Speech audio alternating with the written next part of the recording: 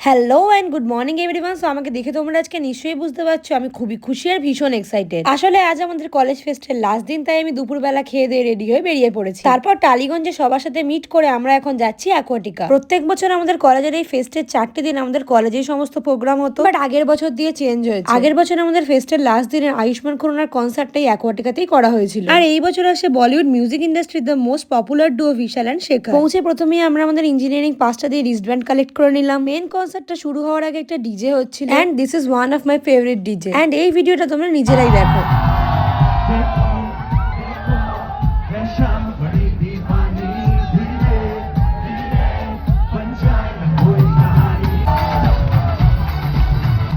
ওম শান্তি ওমের এই ফেমাস গানটা গিয়ে আজকের এই মেমোরেবল কনসার্টটা স্টার্ট হয়েছিল। এই দিনটা আমার কাছে সত্যিই ভীষণ মেমোরেবল, কারণ আমি কখনো স্বপ্নেও ভাবতে পারিনি যে এত ফেমাস মানুষদের আমি এত সামনে থেকে দেখতে পাবো, তাদের লাইভ কনসার্টে যাওয়ার এবং সেখানে দাঁড়িয়ে তাদের গান শোনার সুযোগ পাবো। তোমরা নিজেরাই দেখো কতটা ভিড় হয়েছিল। পরে শুনেছিলাম নাকি 11,000-এরও বেশি মানুষ এসেছিল। আমরা তো ভীষণ এনজয় করেছি, আর আমি আর নেহা তো এখানে কনস্ট্যান্ট নেচেই যাচ্ছিলাম। আমি সেদিনকে এত ভিডিও করেছিলাম যে আমার ফোনের স্টোরেজ প্রায় ফুল হয়ে যাচ্ছিল, বাট আমার খুবই খারাপ লাগছে যে আমি তোমাদের সাথে সেগুলো শেয়ার করতে পারছি না। যাই হোক, কি আর করা যাবে। কনসার্ট শেষ হয়ে যাওয়ার পর আমরা সবাই মিলে এখানে দাঁড়িয়ে কিছু ছবি আর ভিডিও তুলছিলাম। আমরা তো ভীষণই চাপে ছিলাম যে এত রাতে এই এরিয়া থেকে বাড়ি ফেরার জন্য আমরা আদৌ ক্যাব পাবো কিনা, কিন্তু কোনো প্রবলেম হয়নি, প্রচুর গাড়ি অ্যাভেলেবেল ছিল। প্রথমে কথা হয়েছিল আমি আজকে চিত্রার মেসেই থাকবো, কিন্তু পরের দিন আমাদের প্রয়াগরাজ যাওয়ার কথা ছিল, তাই আমি বাড়ি চলে আসি। বাট আনফর্চুনেটলি পরের দিন আমি প্রয়াগরাজও যেতে পারিনি। দেখা হবে পরের মিনি ব্লগে। Bye bye.